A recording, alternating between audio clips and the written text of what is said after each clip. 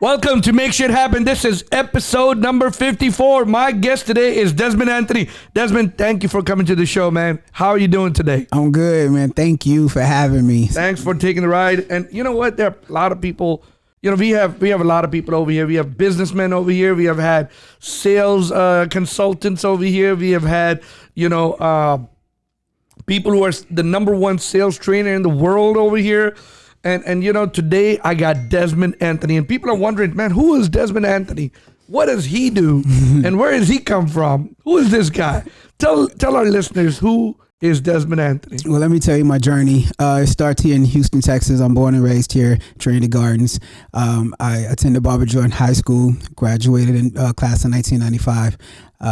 So at Barbara Jordan, it was a very great opportunity for me because it was a career school. So I was in the business program. So I got a job at NASA Johnson Space Center at the age of 16.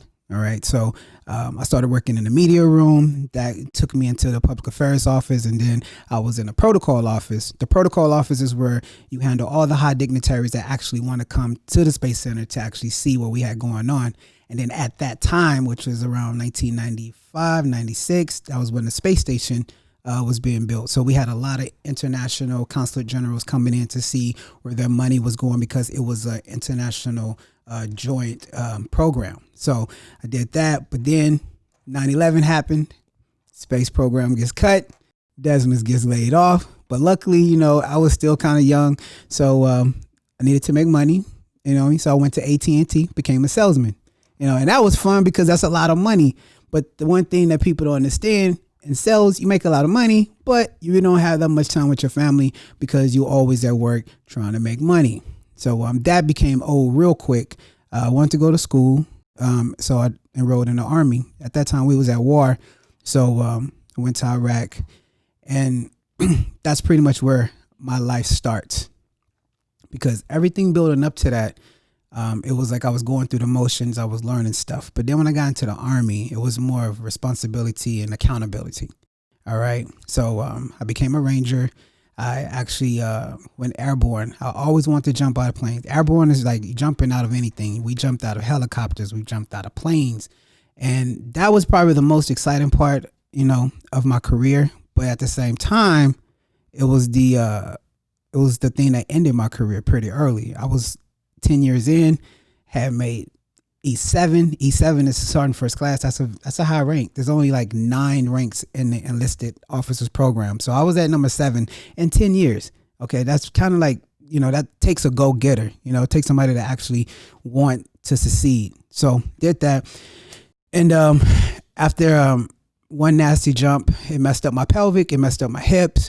I still could walk, I still could run, but if I did like long runs or long ruck marches where you rucking with a big thing on your back. And so let me stop you right here. You said one nasty jump messed up your pelvic. Tell us a little bit about that jump. What happened in that jump? Okay, so we in special operations jump with a parachute called an MC6. Okay, MC6 is a parachute that you can actually pretty much drive it. You can while you're in the air, you can, drive your way to wherever you want to land. Yeah, we've seen people like, with the hands. Right. Okay, so the regular Army don't have that. We have like the regular parachute where you can just pull to the right or pull to the left with the actual slips or whatever. And 9 times out of 10, it don't really work. But these, they actually work. But the trick is they're dangerous because if you get down, so we jump at 1,500 feet. We jump at 1,500 and about 150 feet in the air is when you start to break. All right. Now I started to break, but when I break, the wind shift. So instead of slowing me down, it sped me up. And so I hit the ground very hard, tumbled and everything. But like the adrenaline you have when you jump in, you don't feel no pain. So I got up, I checked myself, and I ran back to where we put our, where we drop off the equipment. But the next day, it started to hurt, but I still didn't go. I tried to soldier up, and it just got worse and worse. And you're trying to be like, oh, it's okay, nothing bad. That's the mentality you have. Now, you know what? Something like that happened to me. Nothing like jumping off the plane, but so I was in Mexico on a vacation, and I was doing I went ziplining. Okay. And man, I'm like, I've never ziplined in my life before. So I went and did it the first time, and it was so much fun. I'm like, man, I love it. So I went back the second time, did it the second time. I'm like, this is so thrilling. Because I was in the beginning of the line. Yeah. So I'm like, man, I got to go do it the third time. And they're like, hey, listen, you got to go. So as soon as I did it the third time, I don't know what happened. My feet were not right. And I kind of tried to go back, and it tore up my whole bicep. Oh. And like people down could hear the sound, like, grrr, you know, like it tearing, right? And I was in pain right away, but I went ahead and still went on down. And then we were gonna go to this. We were on this excursion. We were gonna go jump in those, you know, like those cenotes. Okay. Well, these in Mexico, they have these, you know, basically they call it cenotes, but they're sinkholes, right? Right. And so at this time I'm in pain. I feel the pain, but I'm like, I don't want to mess up everybody. There's like 50 people in the group. I don't want to do it. So when I did the first jump in that sinkhole, all of a sudden my pain disappeared. Now I'm not even feeling it, right? Okay. I wake up in the morning, man, the whole arm is black. God. And I mean, you know, I can't, I mean, my whole strength is gone. And I'm still on vacation, right? And I didn't go to the doctor or nothing. I kind of, same thing. You know, soldier up. And that's the worst thing you can do, man. That's the worst thing. You got to go to a doctor. Your body's telling you. I'm telling you, Desmond, when I woke up, my whole right arm is black. Man. When I tell you black, it's like the microphone black. That didn't freak you out, though? It did. And my kids and my wife are like, man, something wrong with you. I'm like, yeah, I don't know what's wrong. And they're like, Dad, your bicep is gone. It's all the way up on your shoulder. Oh my God. But I'm like, man, no, we're gonna finish the vacation. By the time I come back to the doctor, they're like, listen, you waited too long. And you know, you know, your bicep is torn. It's torn from the ligament. I mean, you know, same things. I can attest to that adrenaline running and not worrying about it. And you know, man, after a day, I really didn't feel the pain. 2 days later, I didn't feel the pain. I was in Mexico, so they had some good painkillers over. So yeah, I didn't really feel the pain. And so I'm you know, I've torn bicep, but you know. And it's once in a while it kind of messes with my head, but yeah, it is what it is. My medic, because we have our own medics there, and my medic, my chief medic, he would keep telling me, because I would always, every time I like do a long run or do some kind of training, I would go in there and I'd be like, hey, I'm hurting, can I get? And he would give me all kind of, you know, pain medicine, and he just got to the point he was like, bro, you got to retire, man. You can't jump no more. You can't do this no, because I'm tired of giving you, you know, medicine like this. You got it. So that's what made me just be like, all right, you know what? I'm gonna do that. Okay. But even when I was in the Army, I was always into fitness though. And so the Army have a program called the Master Fitness Training Program. And I became a Master Fitness back in like 2007. And I started personal training, and I started helping the unit, those that were getting overweight or those who couldn't pass like our, you know, the physical test or whatever. I would help them pass. So, you know, make a long story short, when I knew I had to retire early, that was the one thing I knew I was good at. So I went to like the National Academy of Sports Medicine, is NASM, and I got my personal training cert on my way out the Army because I wanted to be prepared, because that wasn't planned. Like I was planning on doing 20 years and I did it 10. You know, it wasn't planned at all. So I had to quickly react to that. So when I did that, all right, I said, okay, well, now I'm a personal trainer. As I was retiring, I went to 24-hour fitness. I got a couple, you know, months of, you know, good training and stuff like that, knowing how to work with clients and knowing what to talk about and all that good stuff. You know, I picked their brains for about 6 months. And then I was fully retired, and then I opened up my personal training business. Okay, so you're still a personal trainer today? I will always personal train. So yes. So when did this happen in the Army? This happened in the accident happened around 2014. And I retired 2015. And then 2016 you started your personal training business. So now you're a personal trainer, and you got this clothing line right here. Tell us a little bit about this clothing line, Never Basic. Okay, the clothing line Never Basic is for the non-average individual. And I feel like everybody feel like they're non-average. Or if you don't feel like you're non-average, then this is not for you. So non-average, below average or above average? I'm saying it's like if you live a basic life and you feel like, you know, you're basic, then probably you're not going to wear the clothing, you know, because my clothing have a strong message, and that is that you're not basic. You're always trying to accomplish something. Your life is not like no one other, you know, because no one lives is like each other's, and everybody does not have a basic life unless you really have a basic life. Okay. And my life isn't basic. So let me tell you how Never Basic became. Okay.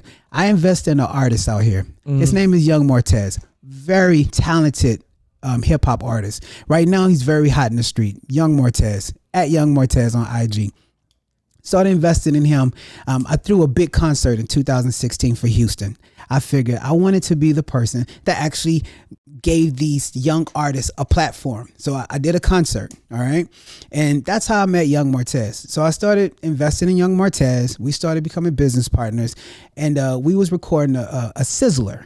A sizzler is like a small 5-minute film that you go and you actually try to get on TV with. All right. So while filming this, and I was thinking to myself, I was like, Desmond, you have never lived a basic life. Like, here you are, you're filming a sizzler because it could possibly be picked up by VH1. You know, you're a personal trainer, you start your own business, you was in the army, you jumped out of planes. Like, you don't have a base. And then it just dawned on me. I was like, you know what? I'm gonna call it Never Basic. I'm gonna start a clothing line because I've always been into fashion.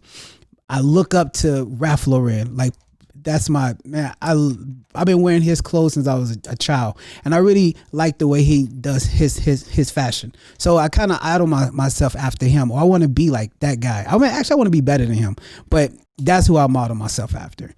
Because I was a personal trainer and I'm deep in the fitness program, I was like, okay, I'm gonna start with fitness attire. And that's what I did. I started with like stringers and hoodies and stuff like that, printed t-shirts and stuff. People fell in love with the name. People start falling in love with the brand. So right now I'm steady growing because now I just don't want to do the fitness thing. I want to do casual clothing too.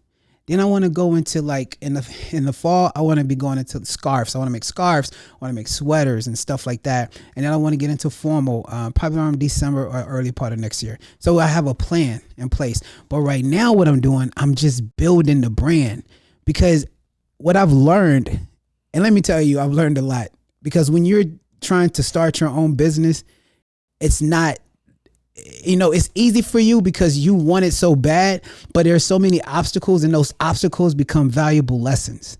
And I've had to jump over a lot of obstacles, but you cannot let that stop you. You have to take those and embrace them, because I guarantee you're not going to make the same mistake the next time. You know what I mean? So, you know, long story short, the Never Basic brand I want my clothing not to be really flashy, but something simple, and let the actual words speak for itself. Gotcha. Yes. Gotcha. So the army finished, the army career finished. You started your personal training. Now also the clothing business. Tell us about what were you doing with you say Young Martez. So I mean, were you also jumping in entertainment business, or are you in entertainment business? I am in the entertainment business as well. Tell us a little bit about that. What are you doing over there? That I just invest in Young Mortez and everything that's going on with his career. We make decisions. I'm part of the decision making. I'm also his personal trainer as well. So, you know, and then we have other joint businesses that we're doing on the side that I can't speak about now because we haven't really started doing them yet, but we have other joint ventures coming.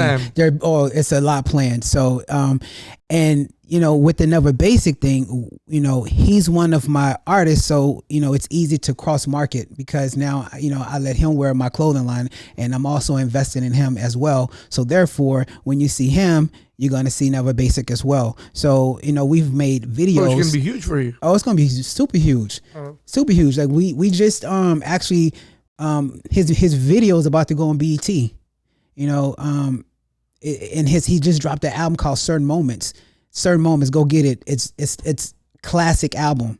Classic, because Young Mortez is just not a normal rapper. He's a perfectionist. So his music is good. He's very creative. He takes his time, and that's what. See, I'm no fool. I don't want to invest in just anything that I don't see working. I know he's gonna be the next big star. I know that for a fact. Gotcha. Well, And, you know we what I'm hope saying? we hope big things for you and young Martez, man. For sure, bro. So tell us about like this one-on-one, this personal training business. Tell us, what do you do on them? How many clients you have? How does it work? Okay. If someone is listening over here and they're like, man, I want to get in shape. Okay. How do they contact you? What is different that you do? Okay, so the name of my business is Time on Target Fitness and Boxing. What is it? Time on Target. Time on Target. Fitness and Boxing. Okay. All right. And you can find me on IG at Time on Target Fitness Boxing, at Time on Target Fitness Boxing. And the way you can also have a website, www.timeontargetfitnessboxing.com. So it's Time One, TIMEON. TIMON. Target. Time on target. Yeah. Oh, gotcha. So like in the military, like when you going to arrest somebody or we going to do like a raid or something, you have so much time on that target. You have to get off. So when I use that, I use it as, okay, there is so much time I could put on your body so we can hit your target. Time on target, Time fitness on and target. boxing. So fitness and boxing. Tell us. So, okay. So basically, as the years came about, I've evolved, because at first I was just actually into just personal training you, helping you work out, telling you what exercises that you need to do if you wanted to better this body part or you wanted to do whatever. Okay. But over the time, I started competing as well. I started bodybuilding competing. So I started to learn the actual nutrition part of it too. So now I'm able to offer nutrition and actual personal training and boxing, whatever you want to do. And right now I have 10 clients, and they all do something different. One is a power lifter. So I train her differently. One, he want to be a bodybuilding competitor, so I train him differently. Some people just want to lose weight and stay toned or whatever. And so I can adjust to anything that you want, because I'm so experienced. I've been doing this since 2007. Remember that, from the Army. So all the way up until now, you know, you learn some things. And you have your own you have a gym, a location, right? Right. I have it. So let me tell you about that. So I started out and I rented a studio because I wanted to give people, here's the thing about personal training. In the gym, people don't really want to work out because she's looking at me. He's looking at me. So they don't really want to give it they all. So I said, wait a minute, I'm going to go rent me an area, a little studio, get all the equipment I need, and then offer personal training studio. Now, people were doing that already. There were a couple of people doing, but they were charging like $75, $80, like crazy. So I was like, all right. I said, well, I'm blessed. I'm retired. I got a check coming. I'm good. So I'm not going to charge that much. I'm going to charge like $40. So when I did that, I like killed the market. Like everybody came, because now I'll offer you not only the personal training, but now I'll offer you a location where you don't have to worry about people looking at you. Right. You're comfortable. Right. My wife is also in the Army too. Well, she came on orders to Hawaii. So we closed the business down, put the stuff in storage, but then her orders got canceled. So then we stayed. So I'm thinking, okay, well, instead of going back to get a studio and pay somebody rent every month, you know what? I'm going to convert my garage to a studio. And right now, Sam, if you was to walk in my garage, you would never believe it's a garage, because I put nice floors in. I painted it. Now it looks like a studio. So now I don't have to pay the overhead cost of insurance and you know, rent and all that. So now all the money I get is straight profit besides the taxes I have to pay. Mm-hmm. Awesome. So, and what do you charge?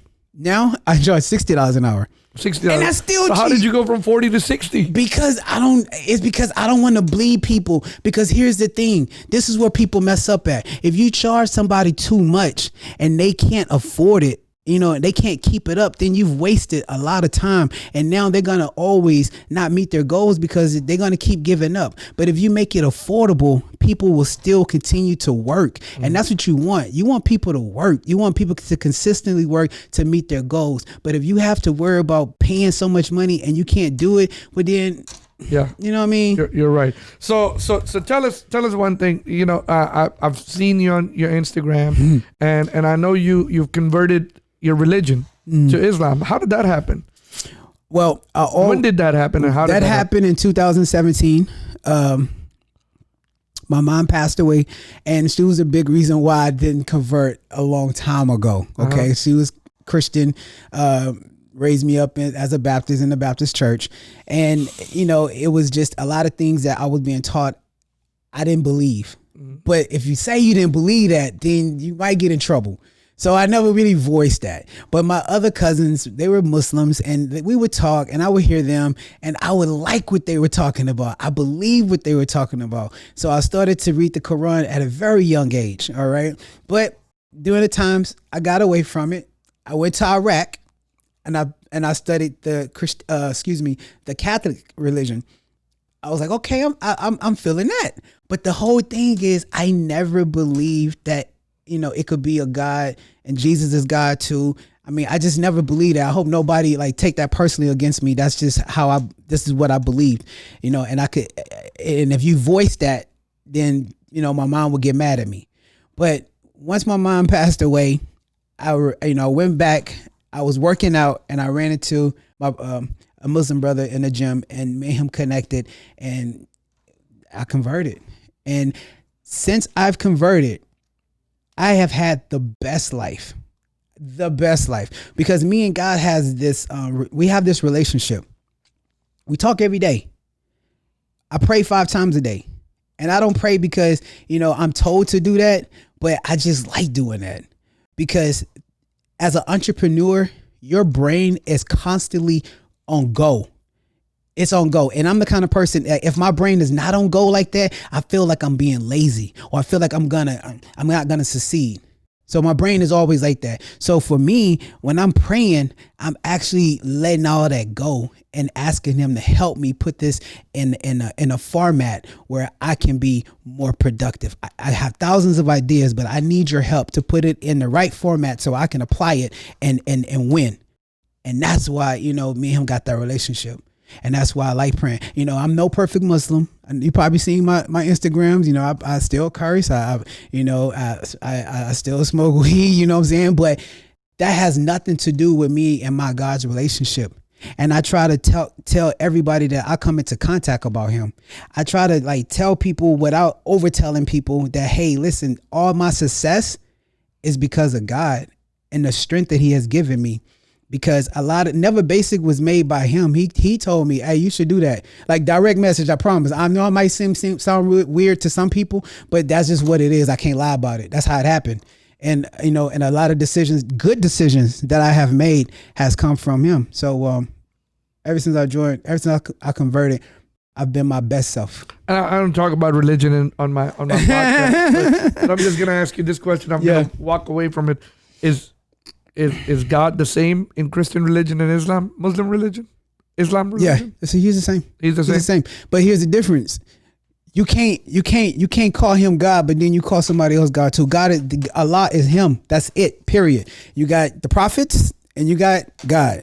That's it. There is no, this other person could be, no, that's not, even though Jesus was a great prophet, he was, but he's not God. That's it. Now that's the main difference. That's the main difference, and that's what I believe. But that's the main difference. That's the main difference. That's why the wars have been fought. Yeah, a lot of wars, crazy wars. Look at the Indian, Middle East wars. Yeah, that things is crazy. Yeah. The Bangladesh and them going at it. It's crazy. The whole war, I guess the wars are going to be fought till the end of the day. It is. On religion. So what's next for Desmond? I'm just going to keep building Never Basic. I just shot, that's the reason why I'm in Houston. I just shot a commercial for Never Basic, right? And I'm very proud of that because I'm always thinking outside the box. I just don't want to be a normal clothing company. I just don't want to do normal ads. I want to be like Calvin Klein. I want to be like Ralph Lauren. You ever see their commercials on TV?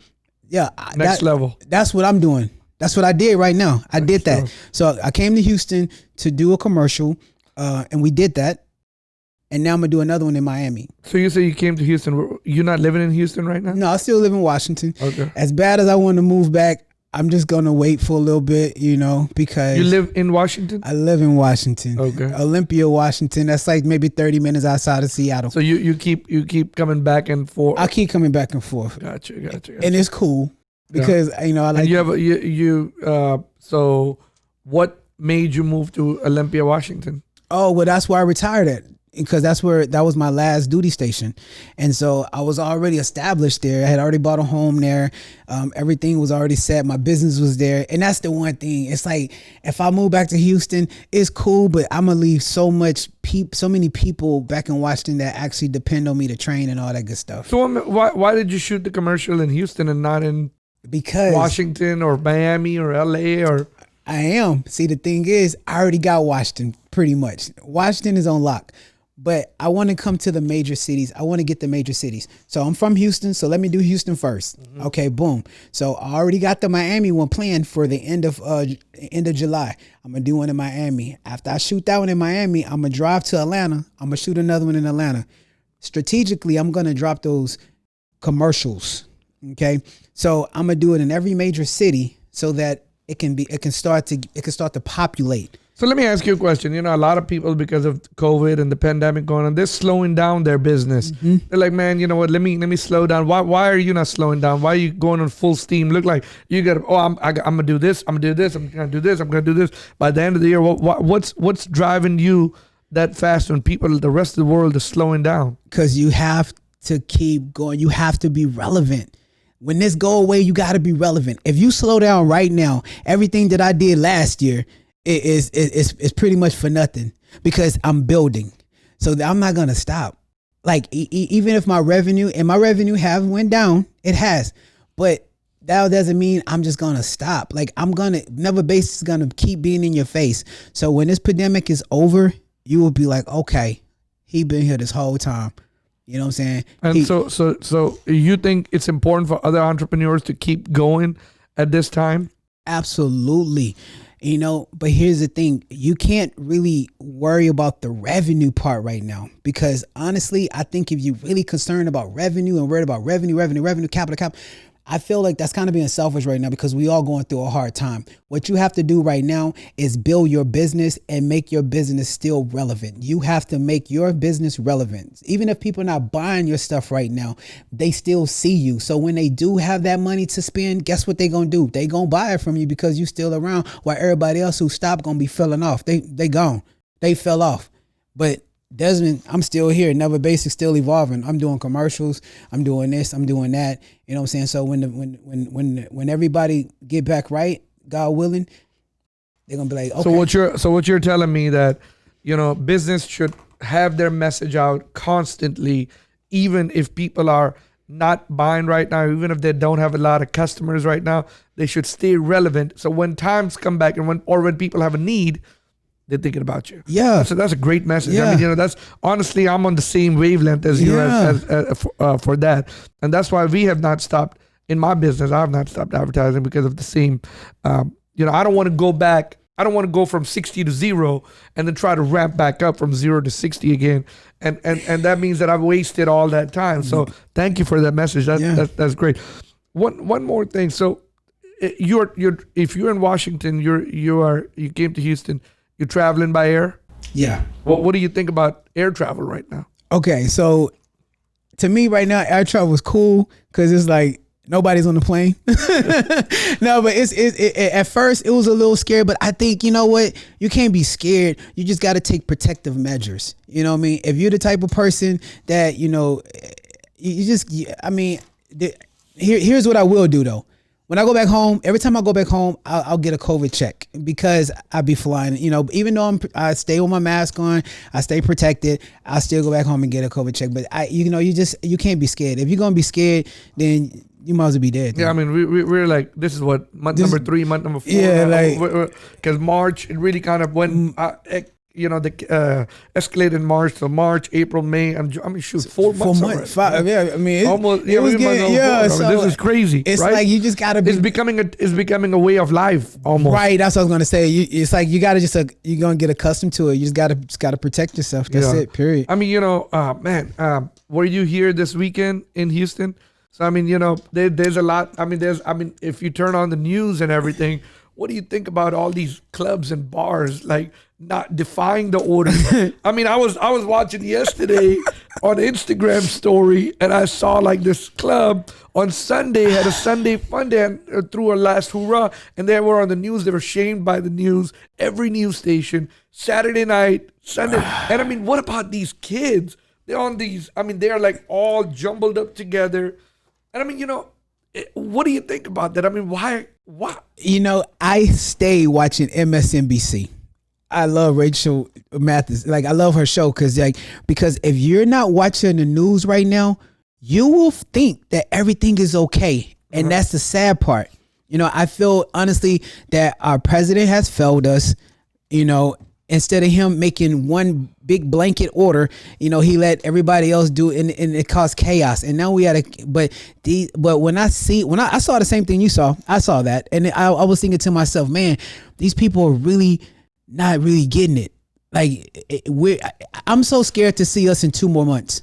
I mean, these people don't get it. Think about that. And think about it. The only problem is, and then I saw this one video, and which probably never made it to the news, but and I was talking to another friend of mine, people he was telling me about this in Austin.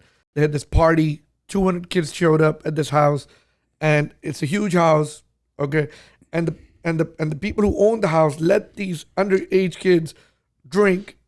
Oh my God. in the premises. And then, man. Also there was another video I saw a couple of weeks ago, graduation party in Houston, and all these young kids are playing beer pong and drinking from the same cup. And I'm like, God, dude, it's a pandemic going. Nobody, I don't know. Bars and clubs should have never been open. Man, when I saw Texas open so fast, I knew it was Georgia and Texas. I said, man, they're gonna be bad. Well, it was Florida. Yeah, Florida. Oh, Florida. And look, it's out of control. It's out of control. I don't even know I don't really even know. Florida hitting 10,000. I heard Houston is about to be back in your like lockdown at home. Well, we don't know. I mean, I don't know what the governor is gonna do, but I mean, things need to be controlled. I mean, but I mean, on Saturday night parties, Sunday night parties, Friday night parties, and what these people are not understanding is, they might feel a little symptom, they might be asymptomatic, and they might not feel anything. Then they go home, and then they're hugging and kissing, and they are with the other people, and then the other people, and then the other people, and the transmission continues. Right. And it's because you don't know, you might be, it may not affect you, but then you ain't pass it to somebody that it does affect. So it's just, man, it's bad. It's bad, And then what I really feel bad about is the kids, not being really able to go to school, not being able to have that interaction with other kids, because. So, I mean, I saw that yesterday that I think a lot of people will, a lot of younger kids, I mean, the teens, falling into depression.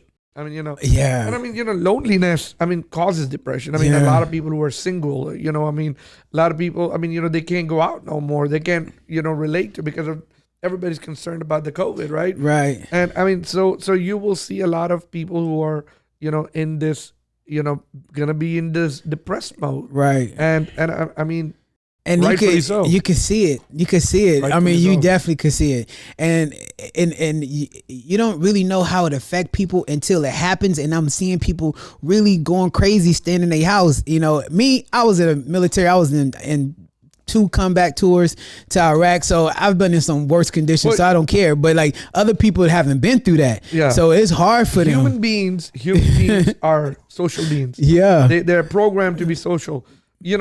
And you watch movies and TV shows or stuff like that or people when they're in prison, how they punish them by being in solitary. Right. That would drive me crazy. Okay. I mean, so I've seen them. I've never been to prison, but I've seen people being in solitary and they come out of there and they lose their mind. They're crazy. I mean, they don't want to be alone. I mean, so that's what it is, solitary confinement. And that's why we have, stay-at-home order, solitary confinement. I mean, the Texas governor yesterday was really upset at the Dallas County judge because the Dallas County judge wanted to do a stay-at-home order, and he's like, "No, you cannot put people out of business. You cannot put people into poverty and this and that," which is different. I mean, I get it. economics of it, I get it. Yeah. But what I don't get is Yeah. we were in lockdown for 2 months and Yeah. everything was for nothing. Yeah, right. That's why I was like, why nothing has changed? Why are It we letting escalated. like nothing changed? Like I, mean, didn't get it. So I mean, I don't know. I mean, first of all, there should be strict regulations about house parties. Definitely. I mean, should be congregations of of over 10. I mean, it needs to be enforced, and people need to shame people. Yeah, I don't know. I don't even know. I will go with 10. I would probably say 4. Like it's gonna have to. I mean, Sam, it's gonna have to be strict. Like we messed up. Like it's gonna have to be way stricter than the first time to actually get back to some kind of controlled measures. I'm telling you. Well, but yes, I mean, as entrepreneurs, as businessmen, I think everybody still needs to keep going. We need to find new ways. Yeah. To come. Business has changed, Man. and business will change for the rest of it, right? Right. I mean, I think the way we were doing business in 2019, we are not going to be doing business the same way. No, you're gonna have to really put your thinking cap on and really think outside the box, because and especially right now, that's why I'm saying you can't stop. You just got to find a different way to make your company relevant. Because if you stop, and like you said, the way we did business in 2019, 18, 17, we definitely not finna do business in 2021 like that. No. So you're going to have to use your brain, and you're going to have to come up with a way to stay relevant. Even if you're not making $1, you're going to have to do something, because if you stop, well, then it's over. It's over. You're right. And I mean, one thing that everybody needs to do is figuring out a way how to increase your digital landscape. I mean, and how to be relevant, right? In the new age. And it's about that funnel. It's gonna be about, you're gonna have to build you a great funnel, because the funnel you use probably in 2020 is not gonna be the same funnel you're gonna be using in 2021, because everything is different. Mm-hmm. And this is what I did. I finally got me a good marketing team now, because I was doing it all by myself, Sam. All of it. Ordering the material, picking out the things, making the designs, doing the marketing. I was doing all that by myself. Now I got a strong marketing team, because that's what's going to be needed. And I always tell people, hire somebody. You can't do everything by yourself, so hire somebody that you're weak in. Right. Whatever you're weak in, hire somebody else to do that part for you. That will make you more stronger. Hey, Desmond, I appreciate you coming on the show, man. Thank you so much. Us learning about your stuff, learning about the things, and man, I love what you said, that don't stop. Don't stop. Stay relevant. And I mean, that's a message I would like to tell everybody who's listening to the show.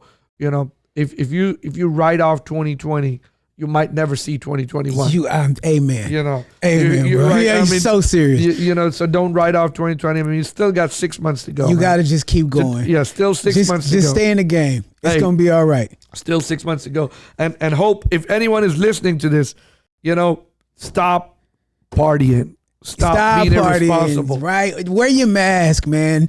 And if you need a fashionable mask, go to my website, www.neverbasicapparel.com. They got some fashionable masks. I got some fashion for you. Just go get you something. Good, man.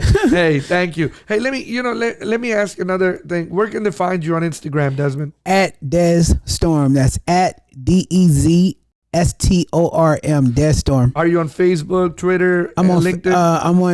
I'm on Facebook. That's Never Basic Apparel, and I'm not on Twitter, not on LinkedIn. Okay, all right. So at DesStorm on there. Desmond, let me ask you another question. Do you do any kind of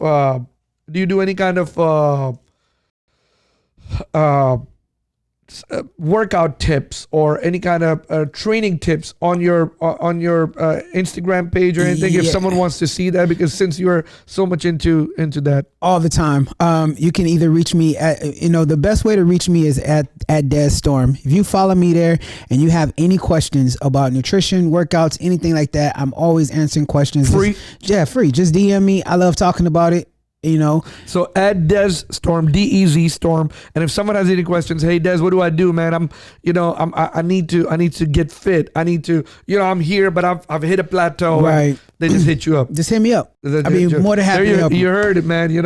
Des is gonna give some free tips. Now, Des, before you leave and before I let you go, we do this one thing, right?